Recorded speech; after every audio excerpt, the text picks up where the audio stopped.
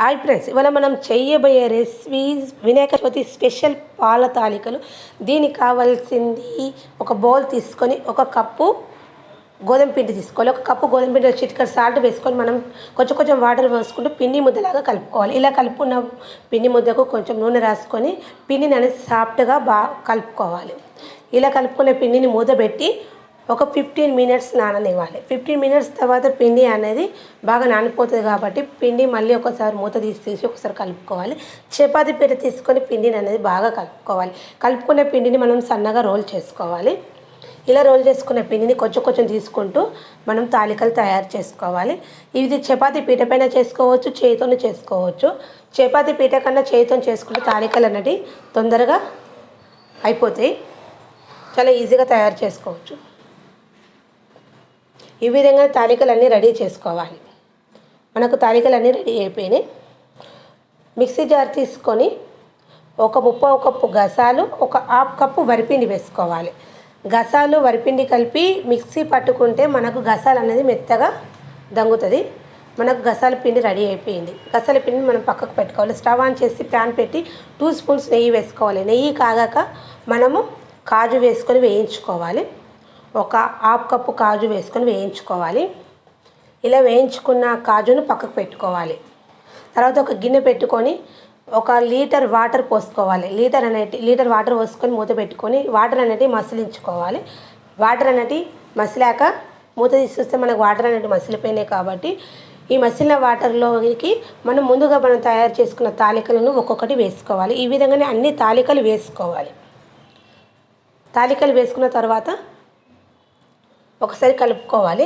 కలుపుకొని మూత పెట్టుకోవాలి. ఈ తాలికలన్నీ మనం వాటర్లో ఉడకనివ్వాలి. తర్వాత ఒక బౌల్ తీసుకొని మనము గసాల పిండిని పోసుకోవాలి. తీసుకున్న తర్వాత దీన్ని కొంచెం వాటర్ పోసుకొని బాగా పెరుగులాగా కలుపుకోవాలి. వీడియోలో చెప్పిన విధంగా కలుపుకోండి పిండిని.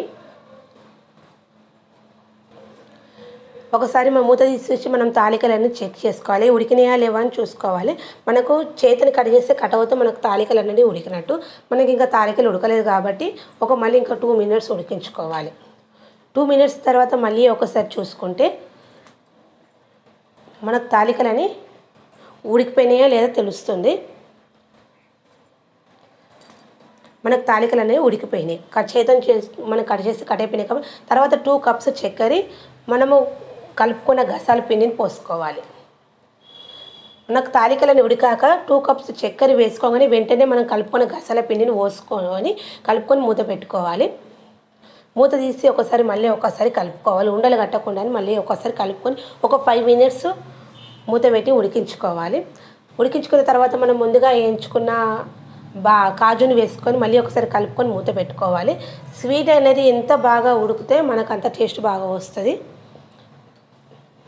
మూత తీసి మనకు స్వీట్ అనేది ఉడుకుతుంది. ఒక 5-10 మినిట్స్ ఉడికించుకోవాలి. సిమ్లో పెట్టుకొని ఉడికించుకోవాలి. దగ్గరికి వచ్చే వరకు ఉడికించుకోవాలి. దీనికి 1 లీటర్ వాటరు, ఒక ముప్పావు కప్పు గసాలు, హాఫ్ కప్పు వరిపిండి, 2 కప్స్ చక్కెర, ఒక హాఫ్ కప్పు కాజు పడుతుంది. ఇవి చాలా ఈజీగా తయారు చేసుకోవచ్చు. తొందరగా అయిపోతుంది. టేస్ట్ బాగుంటుంది. మళ్ళీ ఒక 5 మినిట్స్ తర్వాత మూత తీసి చూస్తే మనకు స్వీట్ అనేది కొంచెం దగ్గరికి వస్తుంది.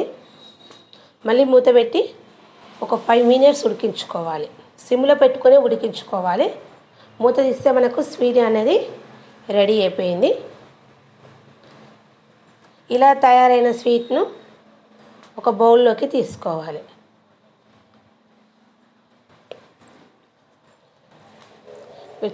చాలా ఈజీగా చేసుకోవచ్చు. తొందరగా చేసుకోవచ్చు. ఈ ప్రాసెస్లో చేసుకుంటే స్వీట్ అనేది పర్ఫెక్ట్గా వస్తుంది. మనము స్వీట్ అనేది రెడీ బౌల్లోకి తీసుకోవాలి. ఎంతో రుచికరమైన వినాయక చవితి స్పెషల్ పాల తాలికలు రెడీ. బాయ్ ఫ్రెండ్స్, మీరు ట్రై చేసి చూడండి.